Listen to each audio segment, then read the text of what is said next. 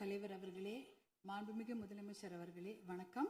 மாண்புமிகு எதிர்க்கட்சி தலைவர் அவர்களுக்கும், மாண்புமிகு அமைச்சர் பெருமக்களுக்கும், மாண்புமிகு கட்சி தலைவர் அவர்களுக்கும் மாண்புமிகு உறுப்பினர் அவர்களுக்கும் வணக்கத்தை தெரிவித்துக் கொள்கின்றேன். காவிரி நீர் நம்முடைய தமிழ்நாட்டின் உயிர் நாடி. 38 மாவட்டங்களில் 28 மாவட்டங்கள் காவிரியை நம்பிதான் இருக்கின்றன. 8 கோடி மக்களில் 5.5 கோடி மக்கள் காவிரி நீரை நம்பிதான் இருக்கின்றார்கள்.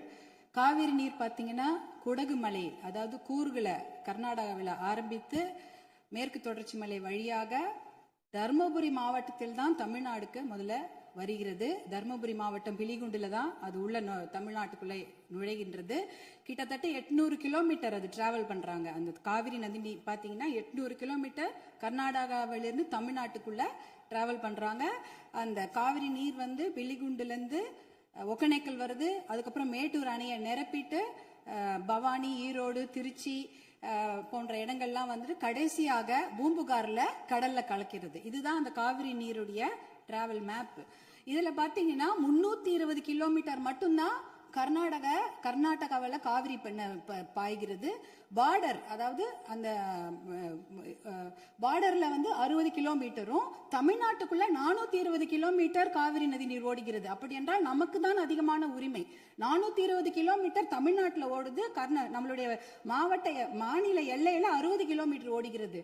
அப்படி என்றால் கிட்டத்தட்ட 740 டிஎம்சி தண்ணீர், காவிரி நீர் இருக்கிறது என்றால் அதற்கு அதிகமான உரிமை நமக்கு தான் இருக்கிறது. கிட்டத்தட்ட 400 டிஎம்சி தண்ணீர் வந்து தமிழ்நாட்டுக்கு உரிமையான தண்ணீர், நமக்கு பாதிக்கப்பட்ட தண்ணீர். ஆனா நாளடைவில் அதை குறைஞ்சி 205 டிஎம்சியா குறைச்சிட்டாங்க. 192 டிஎம்சி அதை குறைச்சிட்டு இன்றைக்கு 177 டிஎம்சி தண்ணீர் தான் தமிழ்நாட்டுக்கு என்ஷூர் பண்ணியிருக்கிறாங்க. அதாவது அந்த காவிரி நடுவர் மன்ற தீர்ப்புல பாத்தீங்கன்னா Karnataka has to ensure to give Tamil Nadu 177.25 TMC தண்ணீர்னு அங்க வாக்கியங்கள் வருது. இது 178 டிஎம்சி நமக்கு இறுதி தீர்ப்பின் படி வர வேண்டிய தண்ணி. ஆனா என்ன பாத்தீங்கன்னா நம்ம வந்து கடைமடை மாநிலம், கர்நாடக அரசு முதல் மடை மாநிலமாக இருக்கின்றது.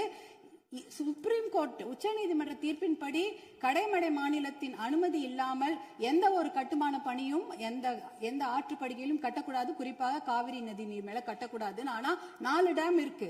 1931ல கிருஷ்ணராஜசாகர் டேம் இருக்கு. அது வந்து ஆங்கிலேயர் காலத்தில் கட்டப்பட்ட டேம்.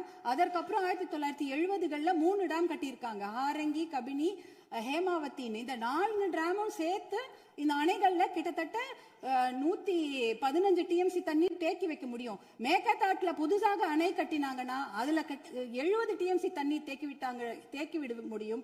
அப்படி பார்த்தீங்கன்னா கொள்ளளவு 185 டிஎம்சி தண்ணீரை கர்நாடக அரசு தேக்கி வைத்து விட முடியும். நமக்கு வர வேண்டிய 177 டிஎம்சில ஒரு சொட்டு நீர் கூட தமிழ்நாட்டுக்கு வர முடியாது. அப்படி என்றால் டெல்டா மாவட்டம் பாலைவனமாகிவிடும். குடிநீருக்கு மிகப்பெரிய பிரச்சனை ஏற்பட்டுவிடும். ஏன்னா 5.5 கோடி மக்கள் அந்த காவிரி தண்ணியை தான் நம்பி இருக்கிறாங்க. இதனால மிகப்பெரிய பிரச்சனை ஏற்பட்டுவிடும். அதுல பாத்தீங்கன்னா இப்ப வந்து கர்நாடகாவுக்கு உரிய நீர் வந்து 284 டிஎம்சி தான். நமக்கு இருக்கிறது வந்து 404 டிஎம்சில இருந்து குறைஞ்சு 177 டிஎம்சி ஆக்கிட்டாங்க. அதனால இதை வந்து நம்ம ஒரு மிகப்பெரிய பிரச்சனையாக எடுத்துக்கொள்ள வேண்டும். மாண்புமிகு முதலமைச்சர் அவர்கள் கொண்டு வந்த அந்த தீர்மானத்தை, காவிரி நீர் படுகையில எந்த ஒரு கட்டுமான பணியோ அணைக்கட்டோ கட்டக்கூடாது என்ற தீர்மானத்தை பாட்டாளி மக்கள் கட்சி முழுமனதாக வரவேற்கிறது. அதற்கு எங்களுடைய முழு ஆதரவை நாங்கள் தெரிவித்துக் கொள்கின்றோம். குறிப்பாக ஜூன் 12ஆம் தேதி மேட்டூர் அணை, அது வந்து 92 டிஎம்சி பிடிக்கக்கூடிய அணை. ஆனா அதுல இன்னைக்கு பாத்தீங்கன்னா 40 டிஎம்சி தண்ணி தான் இருக்கு. ஏன்னா அந்த தண்ணிய கூட இன்னைக்கு குறுவை சாகுபடிக்கு கொடுக்க முடியல. குறுவை சாகுபடி வந்து வடகிழக்கு, அதாவது சவுத் வெஸ்ட் மான்சூன், தென்மேற்கு மான்சூனை நம்பிதான் இருக்கிறது. ஆனா இந்த குறுவை சாகுபடிக்கு விடக்கூடிய தண்ணி வந்து இல்லாததுனால 40 டிஎம்சி தண்ணிய இன்னைக்கு ஜூன் 20 இன்னி வரைக்கும் கூட மேட்டூர் டேம் திறக்கல. இப்ப மேட்டூர் டேம்ல இருக்க 40 டிஎம்சி தண்ணி குடி தண்ணீருக்காக நம்ம சேர்த்து வச்சிருக்கிறோம். அடுத்த வருஷம் அந்த மேகதாட்டு அணையை கட்டிவிட்டார்கள் என்றால் அதற்கப்புறம் அந்த குடித்தண்ணீர் கூட நம்ம மிகப்பெரிய பற்றாக்குறை ஏற்பட்டுவிடும். இதையெல்லாம் கருத்தில் கொண்டு நாம மேகதாட்டு அணையோ எந்த ஒரு கட்டுமான பணியோ கர்நாடக அரசு கட்டாமல் பார்த்து கொள்ள வேண்டும். உச்சநீதிமன்ற தீர்ப்பு தமிழகத்துக்கு சாதகமாக இருக்கிறது. காவிரி நடுவர் மன்ற தீர்ப்புகளும் நமக்கு சாதகமாக இருக்கிறது. இதை நாம் முனைப்புடன் இருந்து தொடர்ந்து செயல்பட்டு இந்த மேகதாடு அணை கட்டுவதை தவிர்க்க வேண்டும். அதற்காக மாண்புமிகு முதலமைச்சர் கொண்டு வந்த இந்த தீர்மானத்தை பாட்டாளி மக்கள் கட்சி முழு மனதாக வரவேற்று ஆதரவளிக்கிறது. வாய்ப்பு கொடுத்ததற்கு நன்றியை தெரிவித்துக் கொள்கின்றேன். நன்றி, வணக்கம். மாண்புமிகு உறுப்பினர்